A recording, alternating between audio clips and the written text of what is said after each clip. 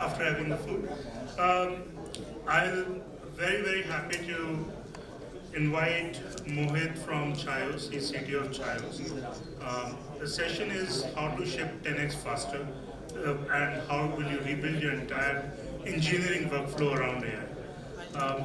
And I spoke to Mohit around 7-8 months back, and I took some of the discussions back to my team. Now, we have two-member engineering team. It used to be 10 to 12 at one point of time. And they are doing 90% of their code with AI. I'm pretty sure most of the companies that you guys are running, if they have started adopting AI, they would have seen the same thing. I've talked to people in enterprise setup. They're worried. There's a French company I was talking guys from that I was talking to, and they have large team, this and that, and they're like, yeah, we don't want to adopt AI because agar wo kar liya, so a lot of our team will go away. How will we justify all of this? So there are a lot of challenges, of course, related to jobs and all of that. But as a company, as Ankul was talking earlier, how do we be more efficient? How do we grow faster? That's the core part. And with that, I welcome Mohit. Thank you.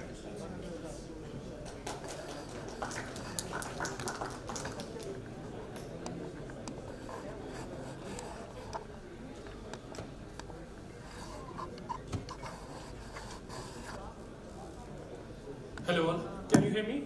Everyone? Yeah. Hi all, I'm Mohit. I head technology at Chaayos. I take care of the hardware, software, data and product teams. Just a bit about my journey. I've been with Chaayos for almost 11 years, started building the tech myself, wrote the first two products by just one single engineer. We run a very small lean team of around 11 engineers, and we have grown from a team of 5 people to 11 people, and not at any point of time the team size grew beyond 12 people. So where we are and what we have done with this small team is that we have built the entire ERP for the business to run the point of sale system, the customer facing app. We have built 2 versions of hardware, all in-house proprietary technology, and all of this has been done by a small team. And what really worked out for us in the AI world is that this team's output amplified the moment we started to intervene with AI. And I'm not going to bore you with the stuff that you see out there on the internet, which is vibe coding is a new world, and developers' jobs will go away and stuff like that. A vibe coded product only works on your laptop, or it works for the first 10 customers. If you have to really build a business and you have to ship that product out to thousands and millions of customers, vibe coding will take you, it will give you a foot in, but it will not take you to where you have to be. But what vibe coding does is it amplifies your output. So if your expectation is, if I can spin off a website in 5 minutes, can I not take this product to, let's say, the customers in 2 days? That would be an expectation, because if something can be done in 5 minutes, the entire end-to-end cycle should take 2 days and not more than that. But here's a catch, this vibe coding world right now works for a lot of solopreneurs, people who are who are just starting up, and they want to get a foot into the technology space. What it does not do is the commercial side of it, or the enterprise side of it. We are still figuring out how to adopt AI on a day-to-day basis. There are a lot of challenges. There is a lot of legacy systems. People are running with mainframe systems till date.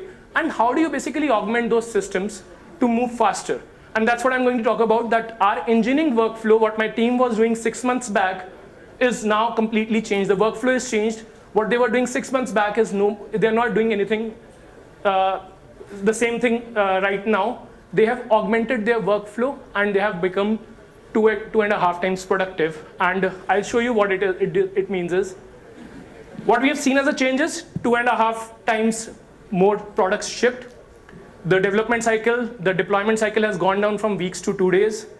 We have almost shipped 15 plus apps, which are nothing but these are workflows created, and dynamic workflows that have been created for my operations team to run, and some customer facing work. And all of it at a cost of additional $20 a month per user. So that's what we have been able to achieve.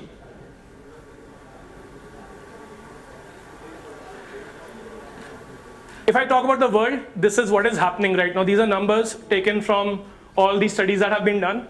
The AI automation is moving from a 14% right now to a 37% in the next 6 months. People will be shipping products at double the pace in next 6 months, and there is going to be an EBITDA gain.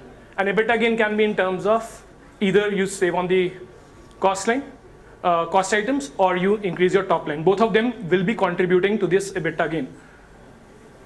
This is a typical workflow of how people used to ship products in the past. Sabko pata hoga, you would have seen that if you have to get a technology product built, a product manager would come in, he would understand the requirement documents, would write the requirements, then a UI UX engineer will get in, they will write create the UI UX, it will go through an iteration of refinement. Engineering team will get the requirement document, they will create the high level design, low level design, finally start coding. Then they will hand it over to the QA team, and the QA team will test it, and then finally the production deployment is done. This is a typical cycle. In some companies it goes up to, let's say, a 15-day sprint. In fewer companies it is 6 months sprint cycle for features to be rolled out. The new AI paradigm is the one on the right side. Right now, each of my engineer is playing all these roles, and they are not doing what they were doing, which is writing code. What their workflow is, they brainstorm with AI. So how it typically happens is, they get onto a meeting with a business team, record that meeting through AI, transcribe that, get notes, build PRDs on top of it, then pass it on to the AI to brainstorm what are the possible solutions for it, go through a workflow of creating workflows that I can just show it to my business team without even writing down a single piece of code through AI Studio and everything. Once there's an alignment with the business team, they just give the requirement documents and the UI UX workflow to an AI to code it out.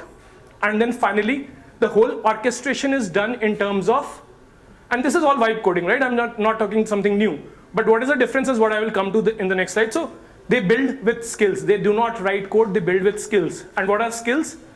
If you would have been following AI in the last, let's say, 2 to 3 months, this keyword called skills would have popped up somewhere or the other. And what are these skills?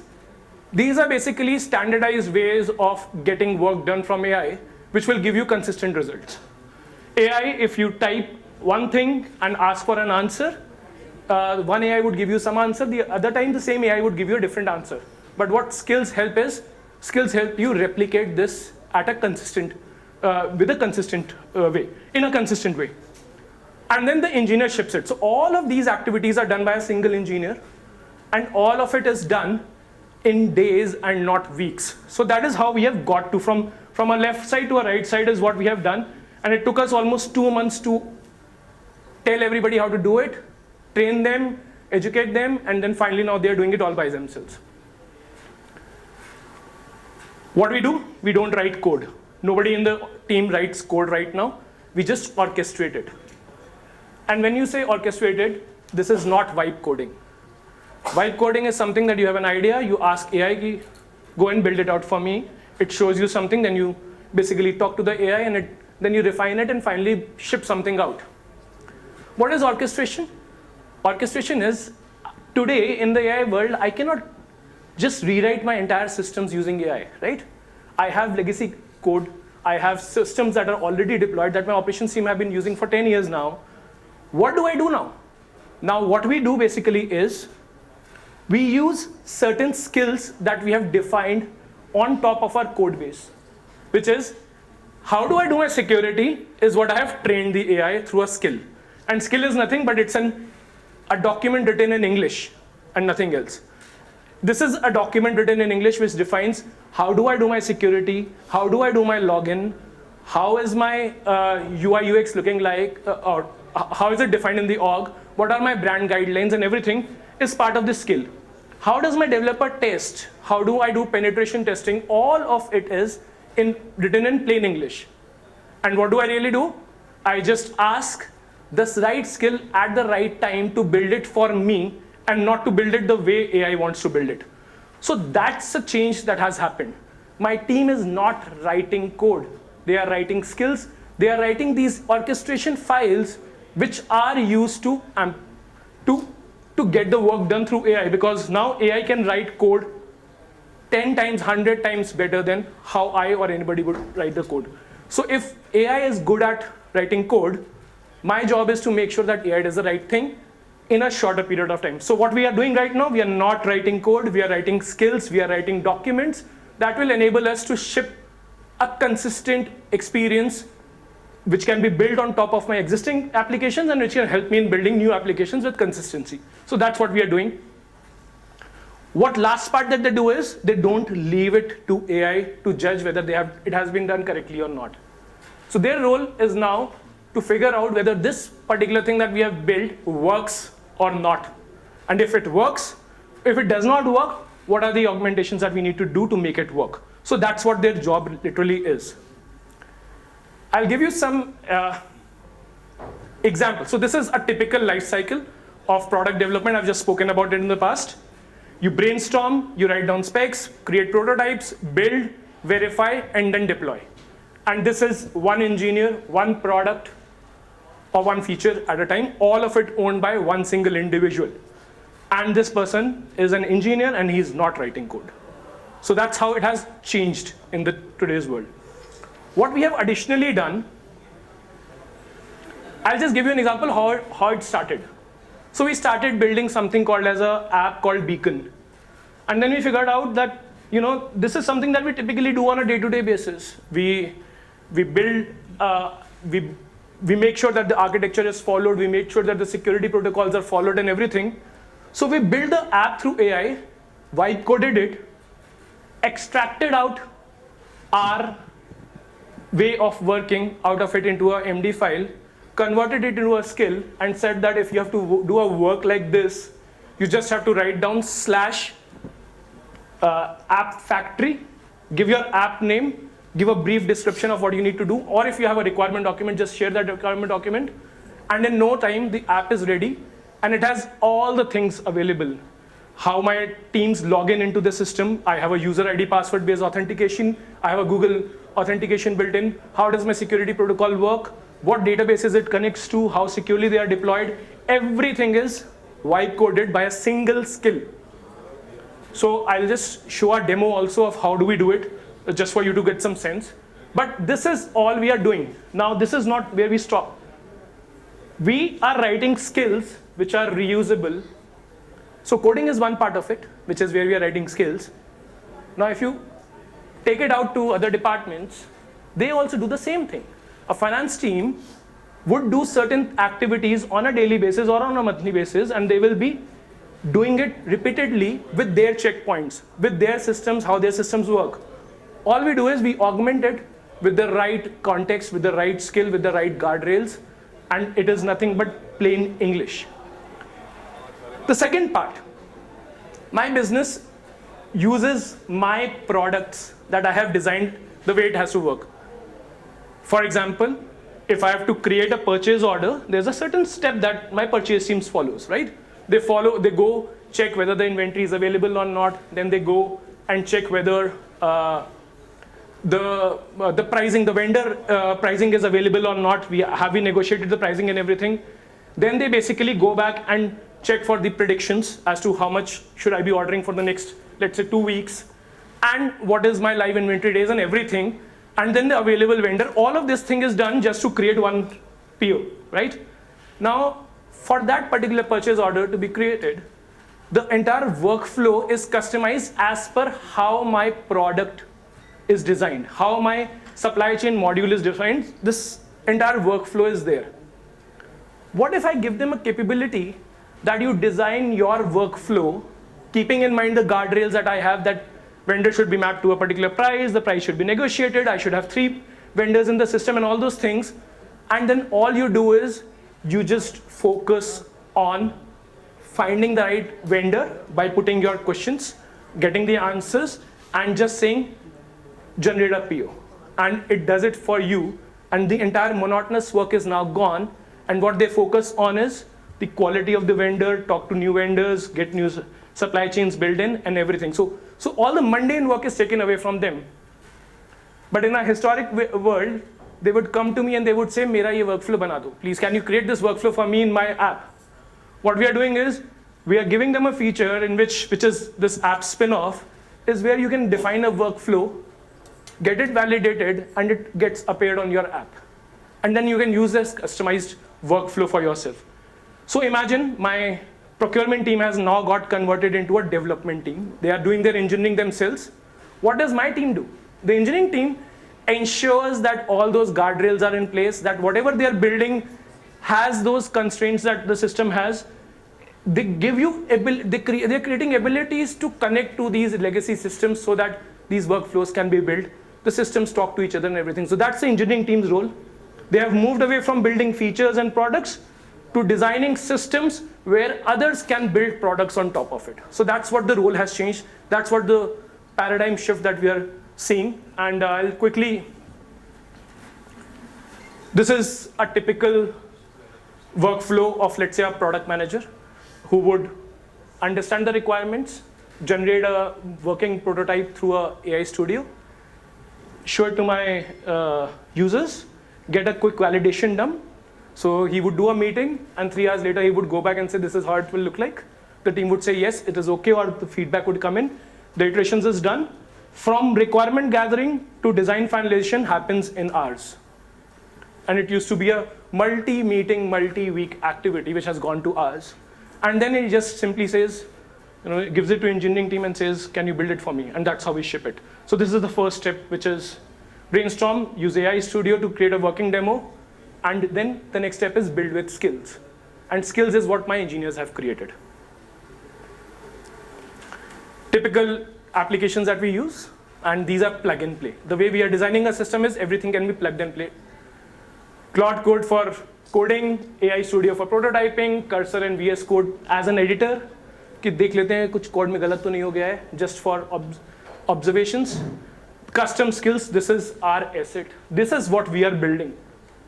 This is what we are building, and the beauty about this is this can be built by business users also for themselves. So my work is only to enable them that if they have a skill built in, I should be able to facilitate them to integrate with any system and work it out. That's my role. That's what my team's role is. We build our own custom MCPs. I have a supply chain system. I have built an MCP layer on top of it. If people are not aware about what MCP is, if AI has to talk to my system, I need a connector, and that connector is an MCP. It's Model Context Protocol. It's like a USB. You would have heard about it in a lot of videos, reels, and everything. But this is what we are building. So we are building MCP layers, we are building custom skills, and then we are using LLM to change our workflows, augment our workflows as per what the demand of that particular problem is. So a difference between a workflow in the past and workflow today is, in the past, the workflows were rigid. A PO can be created only by following these 5 steps and nothing beyond that. You cannot add anything, you cannot remove anything. If you have to add a new feature, add a new checkpoint, you have to go through the technology team. This has changed to using LLMs to define the workflows, using skills to build out those workflows, ship them out, and then the workflow gets customized. So this is what is happening as we speak. One of my engineers just got on to Claude and gave the entire code repository of around 20 odd million lines of code for the entire base and did a security audit. The entire thing was built out into critical and all those issues, all audit done, all tickets created, workflows done, the vibe coding part all sorted out as to how the vibe coding should be done with the guardrails that I have through my skills. And we are just shipping out security fixes one after the other by just talking to the AI. So this is again a $20 investment to do something which would take an external auditor to come in, do an audit of the entire system, build a roadmap of 12 months, how you fix your critical issues in 12 months and non-critical issues in the next 12 months, make it a 24-month activity, and for 24 months, keep my system vulnerable. Whereas today, from detecting vulnerability to fixing it to deploying it is merely a 15, 20 days activity. So that's what has changed for us on the security point of view. And all of this is investment that we do not in engineering, not in learning AI, but in writing those skills. Not in finding those patterns and finding those things to basically plug in so that next time these things don't repeat. Next time if I have to create an app, it takes care of the entire security part because it has learned what were the security vulnerabilities, how to fix it, and now my system knows that if I have to spin off an app, security will be taken care of. So this is an investment that we do today to make any, if we fix it once, we fix it forever. That's how we are building it.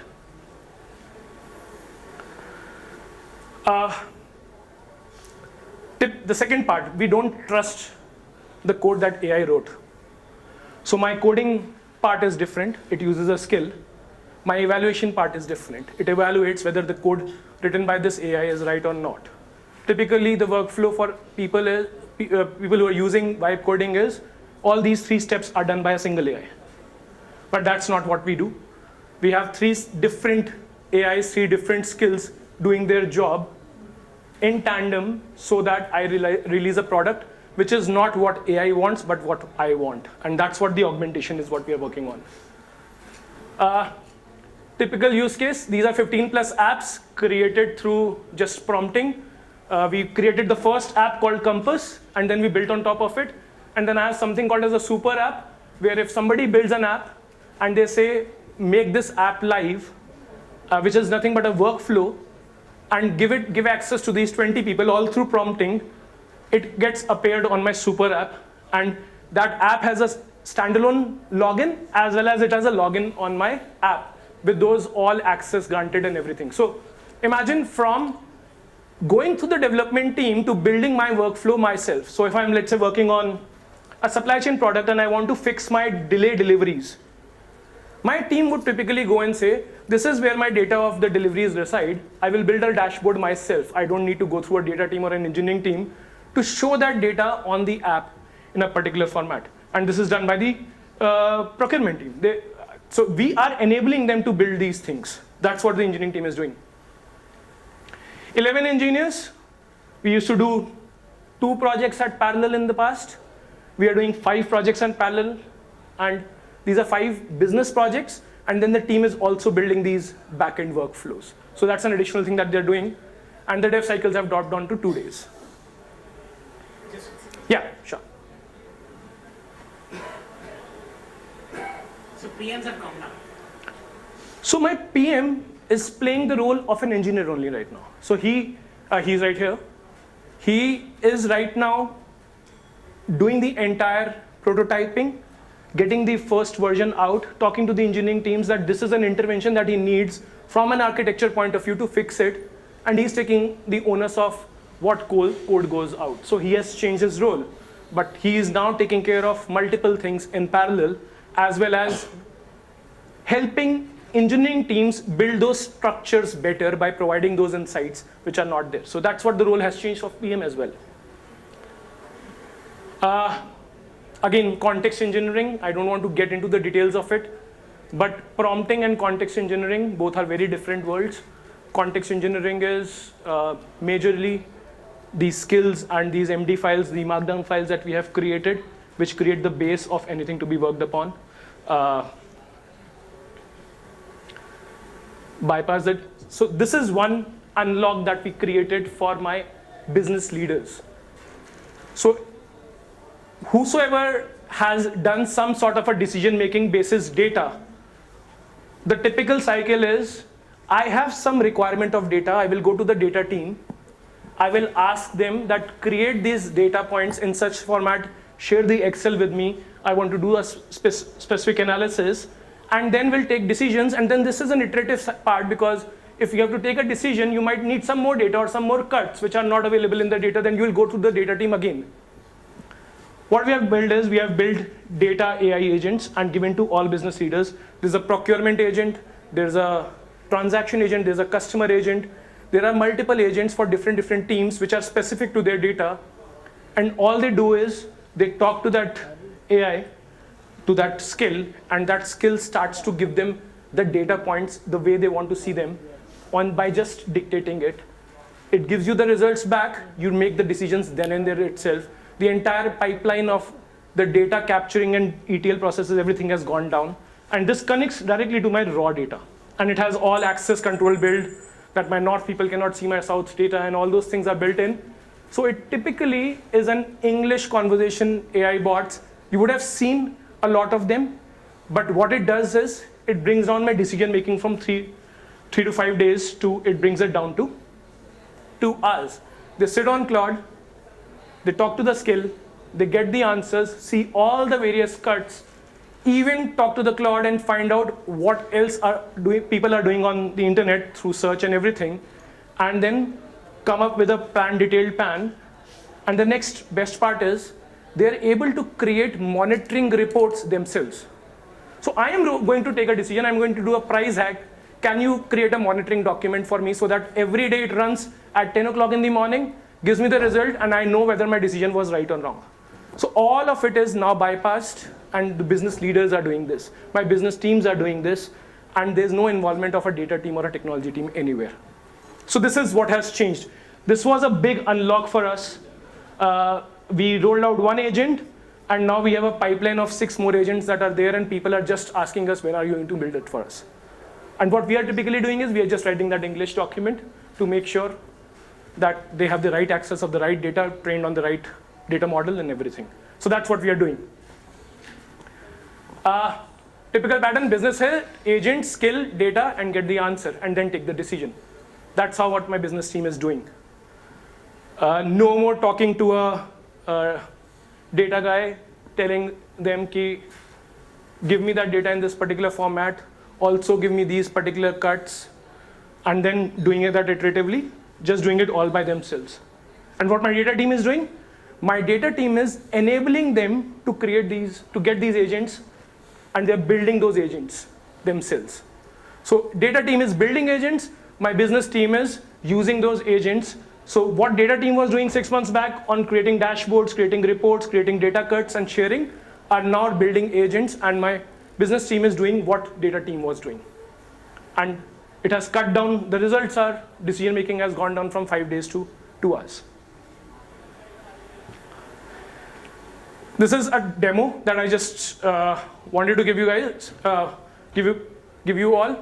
We have created a skill which knows how my app's backend works, how my app's frontend works, what is the security layer that I have, how my login works, how does my UI look like consistently, and it is trained on that. And all I do is /app factory, give it an app name and a small brief, and my app with entire login, security protocols, UI, UX being taken care of, ships out in 10 minutes. The first working prototype ships out in 10 minutes. And I'll just give you a small demo of what I did to prepare for this demo. I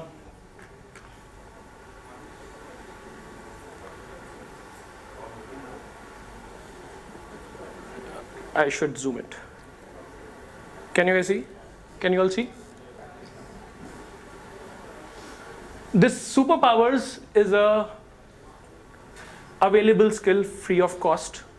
It is, a skill is nothing but an English language document that AI understands to do a certain work repeatedly and consistently. Superpowers is an external skill which helps you in designing applications.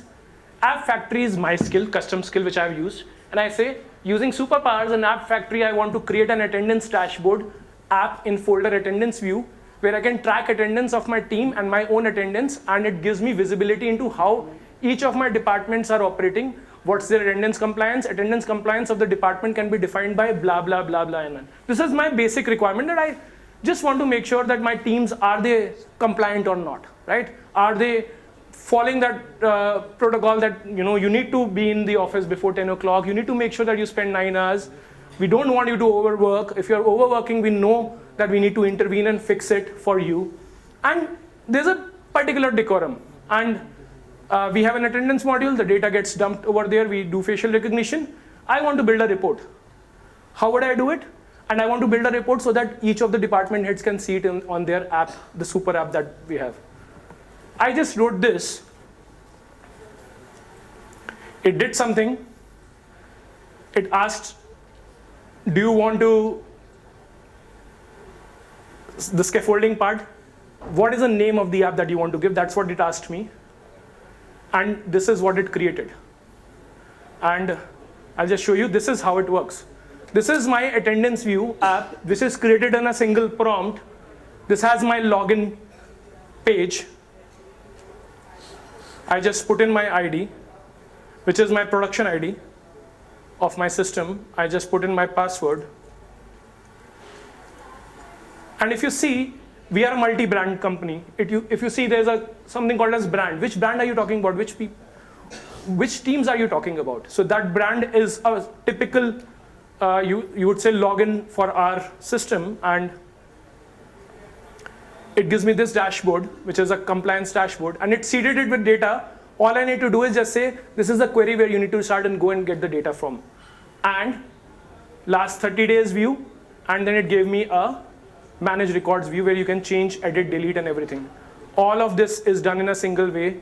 The UI is consistent with my way of looking at it. And if I open my super app, I will start to see a button called attendance view, and it will start to show up in that app also. Now, democratized app development, democratized feature development, gave it in the hand of the users. The requirements that I wrote are not technical requirements. The requirements that I wrote are business requirements. And all I did was just said /app factory and /superpowers, build this for me. In a single prompt, I was able to get here. Now this is just to show you what's a power, but what we typically do is we follow the first step, which is do the prototyping. From prototyping, get the feedback. From prototype, create a PRD, and then PRD, prototype, pass it to the app factory, and it will build an app for you. That's it. And then there are a few iterations that happen, 5-6 iterations that would happen, and we would typically have an app ready in few hours. Done by a single engineer with even if the engineer does not have how Python or React or other languages work, they still can ship out products like these. So this is one, I would say, an example of a skill that we created. Oh, sorry. So this is one example of how we shipped out an app, but this is one example of a skill where I can create features and apps. Now we are building skills for data people. I can just go to Claude,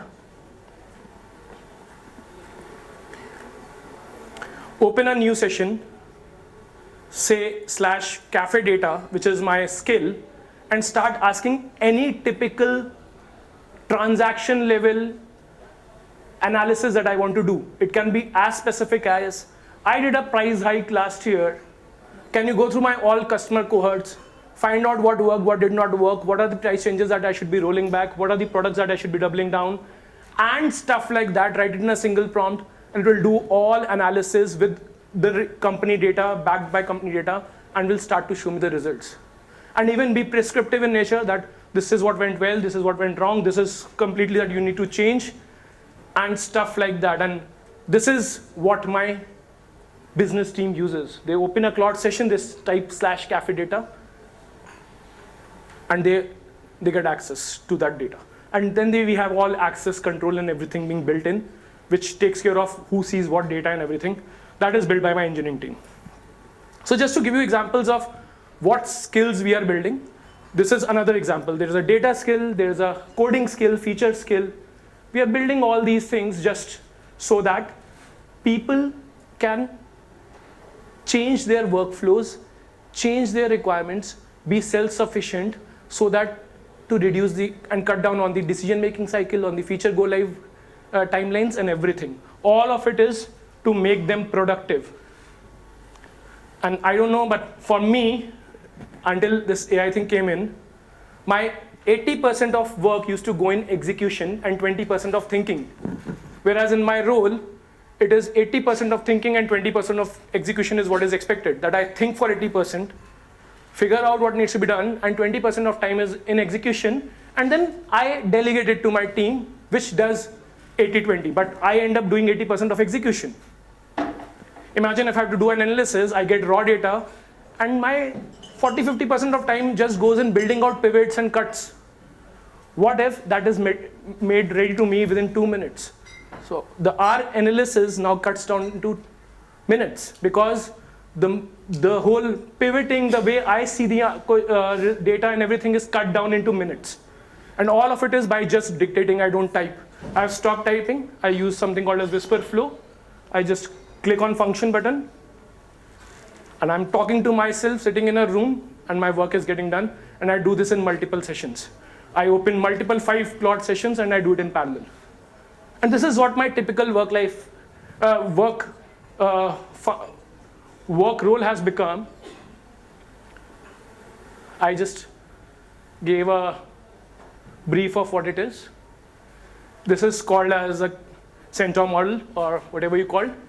Humans and AI, they know what best they can do. AI knows what it is best at. It is best at coding. It is best at doing analysis and interpreting the data and telling you what the data says. It is not best at telling you whether this data is right or not. It will interpret the data and tell you what the data says. But you have a role in which you say whether this data is correct or not, or do I need to cross-check this data from multiple angles to say whether you are saying correctly or not. So it becomes prescriptive, but you take the prescription only when you are sure about it, which means your work is only the judgment part. And all of you know AI is designed to answer. AI is not designed to answer correctly. AI is designed to answer. You ask it a question, it will give you an answer. Correct or not is your judgment call. What you need to do with that data, with that answer, is your judgment call. What it will do is it will give you that result. I just give this kind of a demo. Just pick up your brand name and put any random name in front of it. I just showed it to Himanshu. I just searched what are the reviews of Chaayos Pizzet on Google. It went out and it said Chaayos Pizzet is a low-rated product and people are consuming it, but they're not liking it. They're trying to be a pizza company, but they are a chai company. And Chaayos Pizzet as a product does not exist. We have never created a Chaayos Pizzet. But because I asked a question, it started to give me an answer, because I wanted to see that answer. So judgment is what this team does. All we do is we enable them to get to this stage where they are self-sufficient. And that's what my role and my team's role is. We don't write prompts. We write specs. We build agents. This is how it has happened. This is a view of my founder's doc. He does not have an email, or he has an email, but probably not that he uses much often. He has what you see is a cursor, a WhatsApp, a Claude, a terminal, and a calendar, and an email box. That's it, and a web browser. He does not have applications that are needed. And the workflow has completely changed. For my founder also, the workflow has changed. He does not want to go into a meeting without being prepared. All he does is / I'm going for a meeting to review my experience business with my business head. What are the learnings of last 1 week? How has the business performed? And he has trained the AI to answer it the way he wants to see it. And AI just looks at the data, interprets it, and shows him. And then he goes in the meeting, and 2 minutes before the meeting, he's prepared for the meeting. And all he uses is Claude and Skill. So this is my founder's desktop. It does not have any jazzy apps or anything. All it has is a Claude code, a cursor, and now he is working on building workflows for himself. Can you automate this report for me so that I keep a track of my business every day? Can you can you look through all the conversations of last 6 weeks on this business review and tell me what are the talking points that I should be talking at? And this is what is happening. This is how people are transforming their workways. It's not happening it's not a transition, it's a switch. It's a switch that happened one day, and then he said that I'm going to remove all applications, and all I will do is I will just talk to Claude. Just enable me with one thing, build a skill for me which does this. And that's how it all started. I took a day, build out a skill for him. That's a cafe data skill. And he can do all his business reviews by just one skill. So this is what is happening. This is how engineering teams are changing their roles. This is how individuals are changing the way they work. What I request you guys to do is, sorry, I'm using you guys. That's a bad habit that I have, but I'm sorry for that. I want you all to go start writing down things in English. Start creating skills. And creating skills is not coding. Creating skills is opening a Claude session, just telling it, I want to create a skill. And it will do it for you. You just have to describe it in English. That's it. Create agents, not workflows. Create agents, not workflows, because the moment you get into a trap of creating a workflow, you will never get out of it. You will be building AI for somebody else to use it.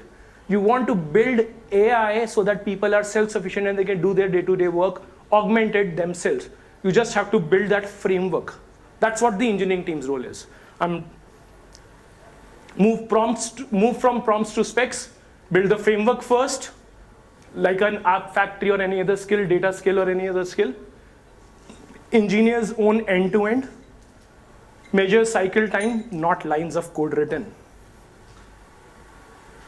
So this is what I would request all of you to start doing.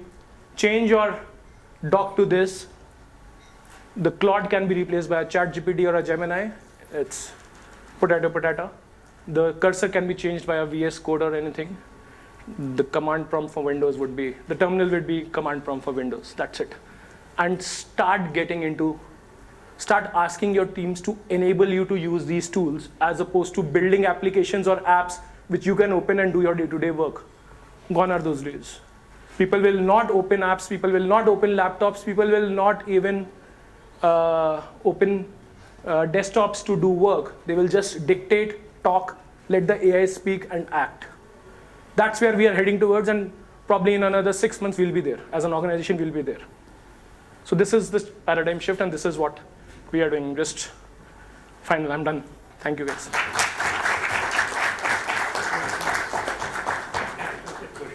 First, what are you doing with the legacy stuff? How are you changing that? Secondly, you are saying no engineers gone, same number of people, yeah? Yeah. And do engineers need to know coding now? Or no, they are doing everything and coding is done by the AI engine? So engineers today are building wireframes, the frameworks for people to start using AI to customize their workflows. They are not building workflows, they are building frameworks to build customization. Because at the end of the day, what this AI is doing is nothing but it is writing code for your work. It is not doing anything, it is still writing code. Because it has got very good at writing code, it is writing code. What you need to do is you need to orchestrate the AI in such a way that it writes the right code. It makes sure that it has all the guardrails in place, and that is what engineering teams' role become. So they are not, and that I think cannot be done by a business team, because that's where the real coding is happening. The framework building is still writing those work frames, those wireframes, those coding, I would say guidelines and everything, and staying true to your architecture and enabling your existing architecture to work with AI. So these are the things that engineers are doing. Got it. Legacy, what are you doing with the legacy? So legacy apps and all that, all shifted to this, yeah? Legacy. No, so legacy apps, we are building, I said we are building MCP. MCP is nothing but a connector that my AI can talk to my legacy app, so that whatever work I was doing by logging into the legacy app, I can do it through AI. I can just talk to the AI and all the actions are taken care of from there.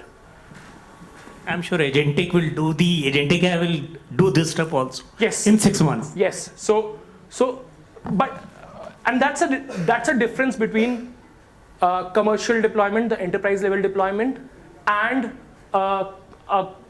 consumer grade deployment. A consumer grade deployment, typically a small app, 100, 200 users, new app will work the way you described.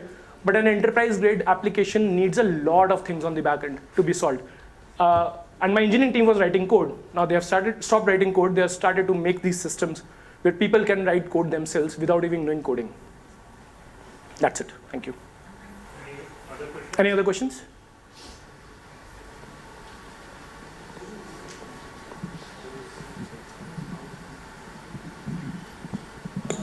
Yeah, you said like you are using MCPs for the modernization, basically legacy systems. So have you seen the efficiency with the MCP for those modernization of the legacy system and even migration when we talk about?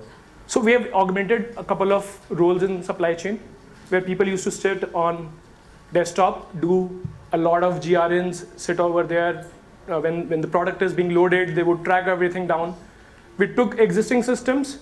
We told the AI, this is my existing system, this is my API. Can you build an interface for me where I just need to click a button? And so the augmentation is still, we are writing code, but we are repurposing a lot of our legacy workflows and building systems where the entire workflow is now augmented as per their need. So that's what we're doing. We're seeing good improvements, supply chain being one of them. We used to load 8 vehicles in 8 hours. We are loading 8 vehicles in 4 hours, all thanks to something that we built, a workflow that we augmented, which means now my loading time goes down, my shipments can be shipped earlier, my cafes will not be stocked out in the morning because of delayed deliveries. So we take up a business problem, we augment it with AI. Because they are used to their existing systems, we make sure that they still get aligned to the existing system, but a lot of mundane work is taken away from those systems, from those people, and then we are just using AI for that. So some of these areas where we have seen good progress happening. And like just to follow up on that, so is there like in past few months we have seen like a bunch of great companies like Saster, Rapid, they have like get compromised on because of some agents that get used in a wrong direction, where some agents are deleting the production database because of some security. So initially there is a reluctancy towards adopting these kinds of solution. So where do you see that going ahead? So one of my pointers said, you build the framework first. That's a priority. If you do not have a framework to enable this, you will land into these issues. So my engineering team is now building those frameworks. They have built a lot of those frameworks. So until unless you do not have a framework, what do I mean by framework? How do any AI agent connect to my database? Right? I need to define that thing and then enable everybody, saying that if you have to connect to a database, put your user ID in AI, just the user ID. We will do a lot of backend stuff. We'll get you access to that data, and then you can start talking to that data. That's what my engineering team is doing. So until unless that framework is not ready, just asking, it's nothing but vibe coding. If you're not building framework, it's just vibe coding. Yeah. When you hire engineers now, do you still look for language skills like TypeScript, this, or do you want strong fundamentals, ability to use AI and work across all languages? See, I have stopped hiring laterals for last 5 years now. My entire team, engineering team, is built grounds up as third-year interns who do 1 year internship with me, and then they are full-times. My entire 11 people are, and there is a lead of 6 years experience, then there are engineers of 4 years experience. All of them started with me as third-year graduates. So I basically focus on getting somebody who is willing to learn, who has willingness to learn, and then I teach them, train them to get there. So the problem that you are saying, which is the kind of engineers that you're looking out for, I just look out for journalists who know that if I have a problem, I will think as an engineer and solve it, and that's what I look out for in engineers.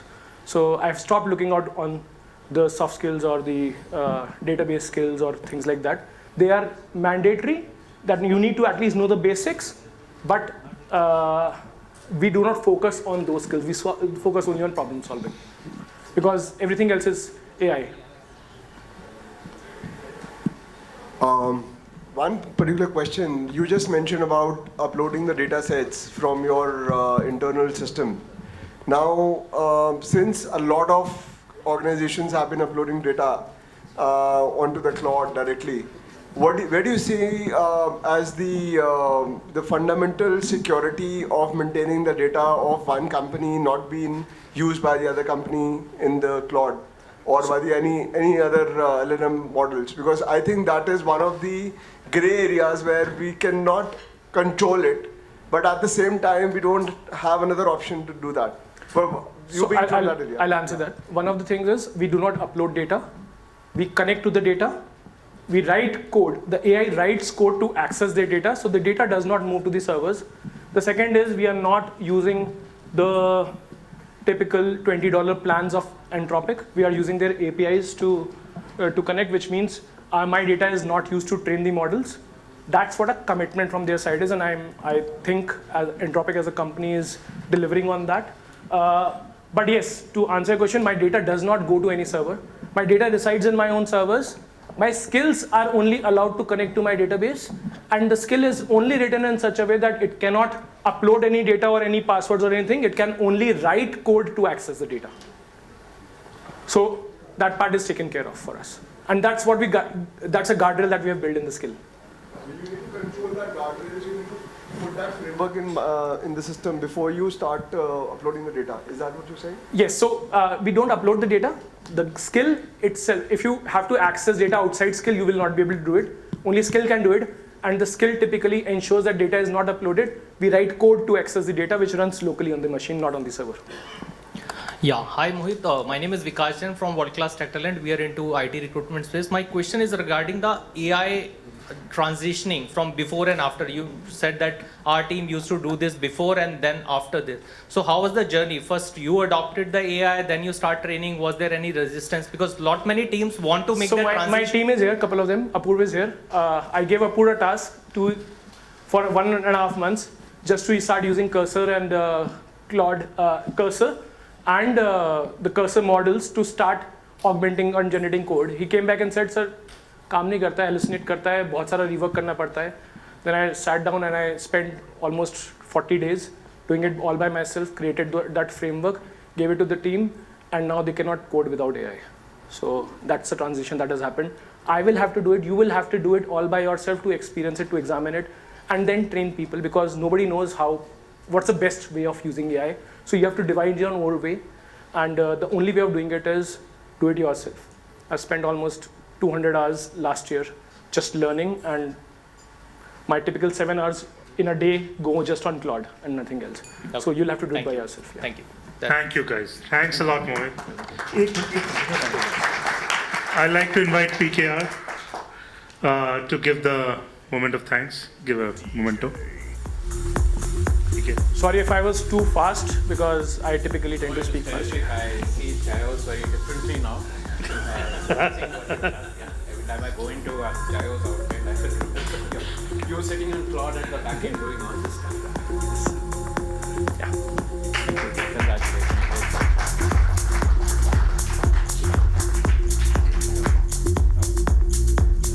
Thank you.